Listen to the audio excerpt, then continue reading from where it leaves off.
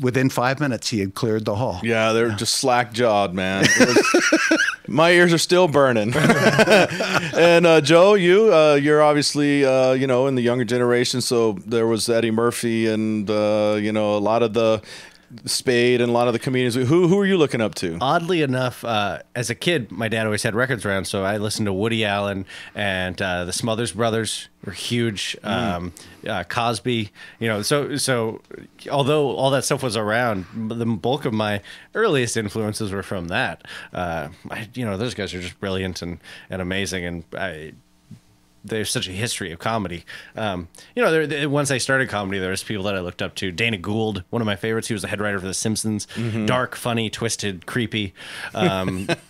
There's just so many brilliant comics out there today that there's no shortage of people to look up to. And then moving to New York City, I work with Jim Gaffigan all the time. Nice. Being relatively clean, he needed somebody clean to go up before him, and so I got to work in front of him a ton in New York City when he was getting ready for his last special, and tag a couple jokes here and chat with him. Great guy.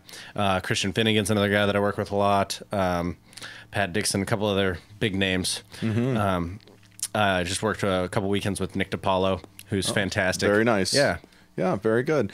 And, let me give you a couple of dates again. Saturday, June 26th, Sunday, June 27th, 2 to 2:30 at the 96.5 Jack FM Comedy Club at the Taste of Tacoma down there in Point Defiance. Also, Saturday the 26th at Laughs in Kirkland in the evening. Elliot and Joe will be performing together. Now, not to be outdone, let's go off the comedy for a second. You have a daughter who's quite a singer, I understand. That's right. Tell us about her. Well, Megan Larson. What can I tell you about Megan?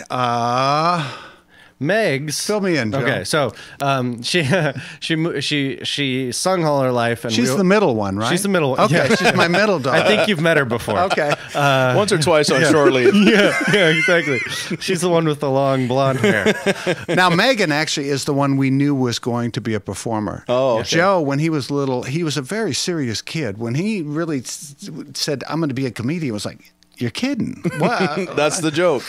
Megan started, we have video of her singing before she could talk, so she's always sung, and we've kind of just assumed she would be a singer, and as a great voice. I was surprised when she started singing and other people were interested in it because I'd heard her voice my whole life. Right. I just assumed that she was her. When your kids are really good at something, you just figure it's because you're a parent. You go, oh, yeah, they're really good. Like all parents think their kids are. Uh-huh. I've seen kids on the soccer field that were functionally retarded, and their parents thought they were great. That kid's a star. He's wearing a helmet. But she has a brilliant voice, and she's just signed with one of the labels here, hasn't she? What she's going to do is she came up with this concept. She always wanted to record. She worked with a couple different producers.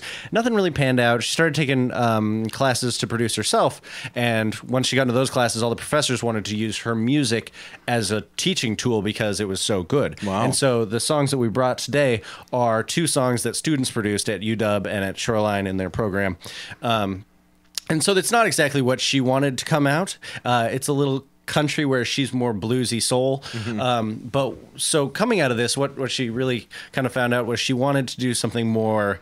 I don't know if you guys know who Betty LaVette is, that sort of style, more bluesy soul music. And she came up with the concept of making the first all women album.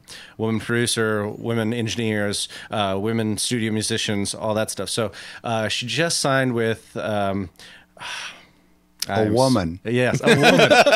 Some broad, some broad, eh? Some broad, hey, hey. No, and they're making inroads, those chicks. Yeah. Okay, well, we're going to play a little bit of Megan Larson later on in the program, but I wanted to get that in because you guys are an absolutely amazingly talented family, and we're so proud that you're Northwest. And that's what we're all about, Northwest talent. We have a lot of talent here in the Northwest that we like to share with the world and shine the spotlight down here. And I want to say again that on the 26th and 27th of this fine month of June, 2 to 2:30, Taste of Tacoma, you can go see Joe Larson, and that's free. Now drop a little dime and go on the night of the 26th to Kirkland at Laughs, and you can see Elliot Max and Joe Larson. And if you really, really have dough, lay down a couple of grand, go on a cruise, and check out Elliot Max, because that's Holland America. Holland America. And they are the cruise line. I feel like those are different donating levels for It is, yeah. telethon. For free, you can go see him in Tacoma. And But if you're a for 20 bucks, billionaire, you can, if you're a billionaire, you can fund our program. Yeah, We appreciate that. So, anyway, you guys, thank you so much for coming in. We really appreciate it. Thanks for having us.